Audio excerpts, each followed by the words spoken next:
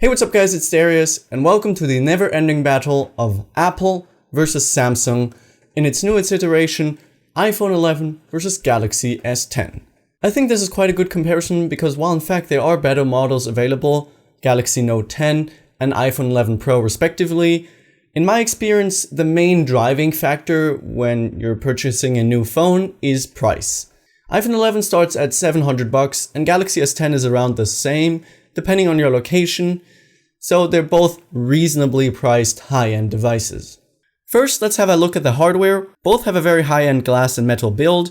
They're very premium devices. I think they both look quite good. The Samsung is in fact sleeker, but I actually quite like the back of the iPhone 11. Plus, it comes in a bunch of colors, which is nice, but this really is just personal preference. Both are IP68 certified and should be fairly durable. I've been using the Galaxy S10 for about 7 months now, and it has a few scratches, but overall it's in a great condition. So is iPhone 11, which I've only been using for a month now though.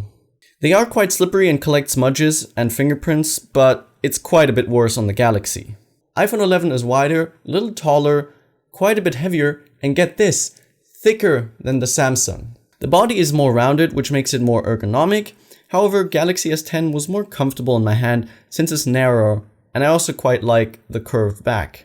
Taking a look around the devices, both have multiple camera setups, but with very different approaches. More on that later. iPhone 11 unfortunately still has a lightning port. S10 obviously uses USB-C for charging. And what do we have next to it? Is that a headphone jack? I thought they've gone extinct. Now both have the little unique additions to the body, the mute switch on the iPhone, which I think is very useful, and the Bixby button on the Samsung, which isn't. Something you can't see just by having the phones in your hand. They both support dual SIM, and the S10 even has micro SD card support, which is something I love to see. Turning them on, we notice an even bigger difference. Both actually have the same size display, 6.1 inches, but they couldn't be more different. The iPhone has a fairly low resolution LCD panel with big bezels and a huge notch. The Galaxy on the other hand has a very high resolution AMOLED curved screen with a small cutout and minimal bezels. The only thing they really have in common is that they both get very bright. You'd think there'd be a difference of night and day. Well, in fact, there really wasn't. I expected the iPhone screen to just be horrible, but it wasn't. What bothered me way more was the notch and the big bezels. It used to be fine a few years ago, but now it just looks cheap. Don't get me wrong, the AMOLED panel on the Galaxy S10 is something else. It's super crisp, black are actually black, unlike on the iPhone, but the difference just wasn't as drastic as I had anticipated. Media consumption is great on both of them. They have fantastic sounding stereo speakers, although I'd give the slight edge to the iPhone, which just sounds a little bit fuller, but both sound great. Before we get to the software and performance, we first have to unlock them. Galaxy S10 uses the new in-display fingerprint scanner, which in my testing worked quite well. The speed was increased with a recent update, and accuracy was decent, but it still needs a little work. Face ID on the other hand was just faster. I never really have to wait for it, I just get my phone out of my pocket and swipe up. The only annoying thing about it are the angles. You have to be really looking at it head on, otherwise it just doesn't work. Performance was good on both of them. iPhone 11 has by far the most powerful mobile chip. Galaxy S10 has double the RAM. In the end, all of that doesn't matter as long as it performs well and does so for a long time. Like I said, both perform well. 7 months after its release, S10 still has no notorious Samsung lag, but who knows how long that'll last. iPhone 11 is of course super fluid, has no issues whatsoever, and I'm confident that it will stay that way for at least a few years. Apple has a great track record when it comes to longevity. They even released the newest software for the iPhone 6s, a 4-year-old device. That's awesome. Speaking of which, let's address the software. It's iOS 13 on the iPhone versus One UI on the S10, which still is on Android 9, but Android 10 is coming soon. I like both. They each have their strengths and weaknesses. Generally, I gravitate more towards Android just because it's more flexible and customizable. However, iOS is without a doubt more polished. One UI is easy to use with one hand because most of the elements are located towards the bottom part of the display. Notifications are much better on Android, quick settings are way more convenient, it has an always on display, and supports Samsung DeX, which sort of turns your phone into a desktop PC.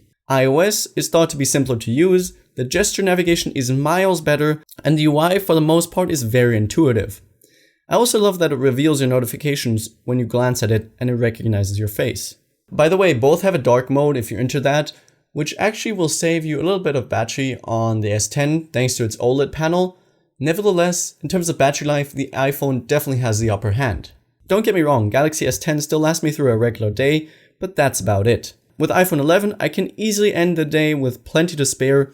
It can even go through 2 full days with casual use. That's very impressive. The reason for that is of course the much lower resolution screen. Now you can actually decrease the screen resolution on the S10, which will increase your battery life.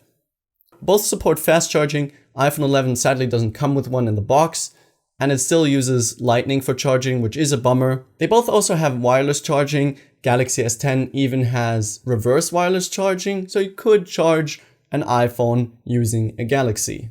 In terms of cameras, they both have multiple lenses, a regular wide, an ultra wide, and the S10 also has a third telephoto. If you want that third lens on an iPhone, you're going to have to spring for the 11 Pro, but that'll cost you. In terms of quality, they both do really well in good lighting. Both are super sharp and detailed. The iPhone goes for a warmer look with slightly more saturated colors, which for the most part looks better, but in some cases looks like there was a filter applied. And then the Samsung, and I can't believe I'm saying this, looks more natural. The ultra-wide on the Galaxy is actually slightly wider and therefore has more distortion. In terms of quality, they are inferior to the main shooter, but they definitely aren't bad. I'd say the iPhone again does a slightly better job though. In low light, iPhone does a better job for sure. It has a new night mode, which does a great job. The Galaxy isn't bad either, especially thanks to its dual aperture. However, it tries to brighten up the images too much, which doesn't look natural and results in more noise. By the way, the second aperture and the night mode are only available on the main shooters, so you're going to want to use those for the best results in low light. To conclude, both are amazing smartphones. Galaxy S10 offers great hardware, it's very comfortable in the hand. The display is incredible, and software and performance, even after 7 months, has held up really well, especially for a Samsung. And in some countries, it's actually a little cheaper. iPhone 11, on the other hand, compromises on the display, which is definitely inferior. However, in most other areas, it's actually better than the Galaxy.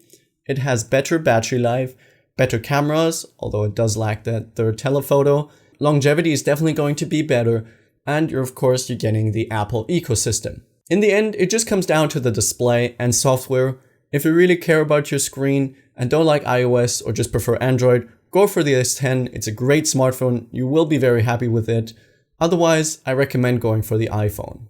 Thank you guys for watching. I hope you enjoyed the video. If you did, make sure to smash the like button. Stay tuned for my long-term iPhone 11 review, which will be dropping soon.